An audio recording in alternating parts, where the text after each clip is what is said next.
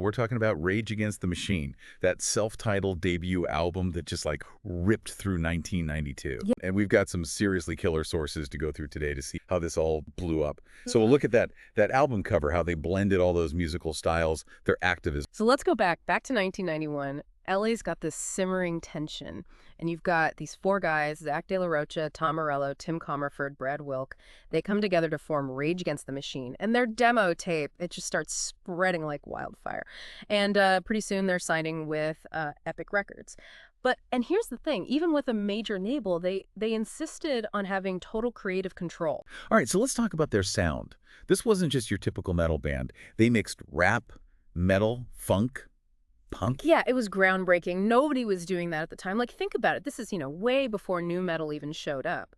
And you can hear Rage's influence in so many bands that came after. Yeah. But it's more than that, right? It's those intense lyrics combined with the music. I mean, those lyrics, anti-establishment, anti-war, it's all there. And then there's that album art. That image of Thích Quảng, the self-immolation, it's an image that sticks with you. It was a deliberate choice, and it's really important to understand, like, the context behind it. This was, back in '63, a protest against what was happening to Buddhists in South Vietnam.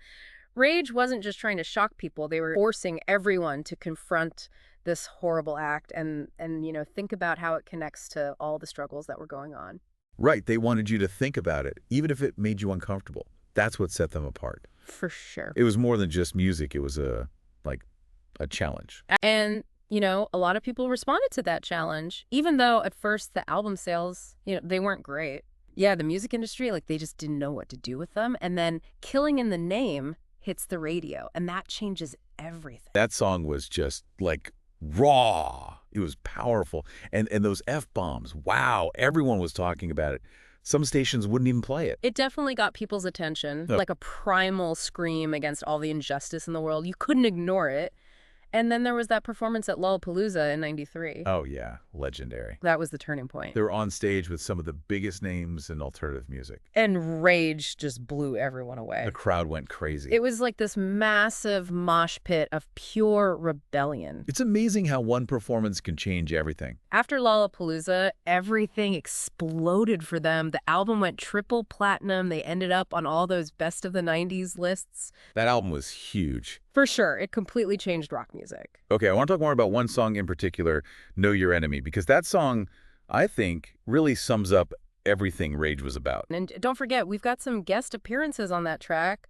Maynard James Keenan from Tool and Stephen Perkins from Jane's Addiction. Whoa, I had no idea Perkins was on that track. So what makes that song so powerful, musically? I think it's that constant tension and release. You've got the driving rhythm section. Comerford's bass is like an earthquake. And Wilk's drums, man, they hit you hard. And then you've got Morello's guitar just creating these crazy soundscapes. And then Zack's vocals come in, just spitting fire. Builds and then explodes in that final chorus. That's like a call to action. So we've talked about the sound, the lyrics, but Rage was about so much more than just music. These guys, they walked the walk. They didn't just talk the talk. Let's talk about their activism outside of the studio, off the stage. They were always out there, supporting causes, protesting, speaking out. They changed what it meant to be a rock band. And they got some criticism for it, right? People were saying, how can you be millionaires, signed to a major label, and be preaching revolution? It's definitely complicated. Is it even possible to be a revolutionary inside a capitalist system? Okay. It's a paradox. Rage's response was, that they wanted to reach a wider audience, to start a conversation, not just, preach to the choir. Yeah, they wanted to make a difference. And, you can't forget about that Clear Channel memorandum after 9/11. That list of lyrically questionable songs, Rage's entire catalog was on that list. They were trying to silence them. It's crazy. But it backfired, right? The more they tried to silence Rage, the louder their message got.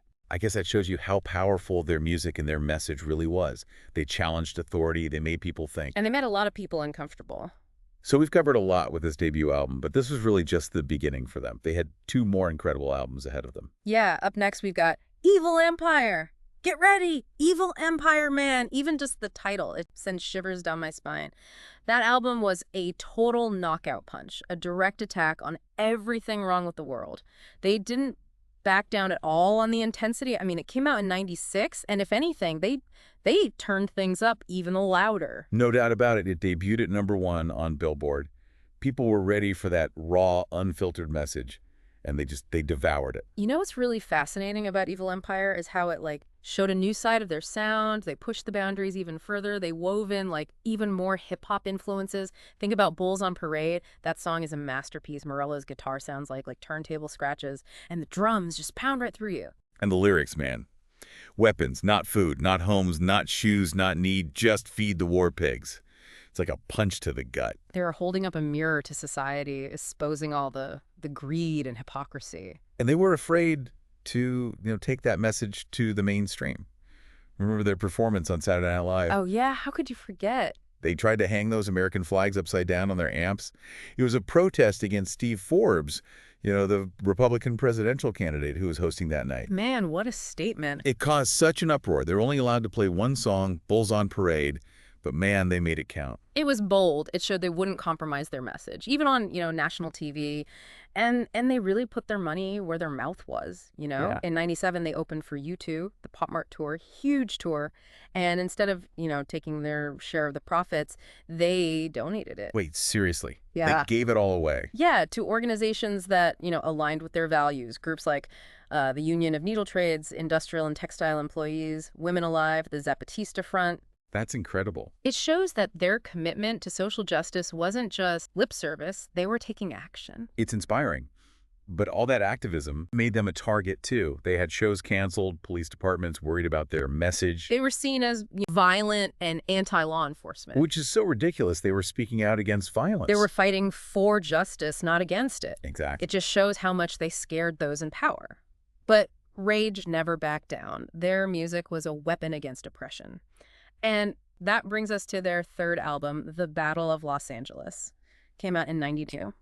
Man, that album felt like the peak of everything they'd been working towards. It was raw, powerful, so political. It went straight to #1, double platinum. They were connecting with more and more people. The lyrics on this album were even more direct, even more politically charged. They went after police brutality, government corruption, corporate greed, and musically it was just as intense as ever. Morello's guitar, man, he was on another level. Tracks like Testifying, Guerrilla Radio, those became anthems. Yeah, for a whole generation. People were disillusioned with the way things were. They were ready for a change. I remember hearing Guerrilla Radio for the first time. It was like a jolt, that line, it has to start somewhere. It has to start sometime.